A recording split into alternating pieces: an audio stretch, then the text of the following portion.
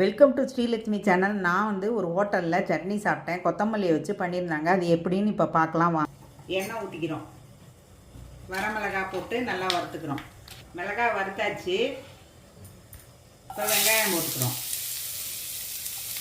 ஒரு கட்டு கொத்தமல்லிக்கு 3 பெரிய வெங்காயம் கட் பண்ணி நல்லா வதக்கி வச்சுருக்கேன். திருப்பி ஒரு ஸ்பூன் எண்ணெய் ஊற்றிருக்கேன். 3 தக்காளி போட்டிருக்கேன். தக்காளி நல்லா வதங்கிருக்கு.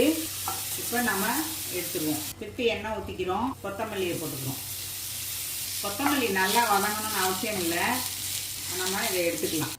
4 வரமிளகாய் நல்லா வறுத்து வச்சுருக்கு. வெங்காயம் தக்காளி எல்லாமே கொத்தமல்லி ஒரு கட்டு எல்லாம் வதக்கி வச்சுருக்கு.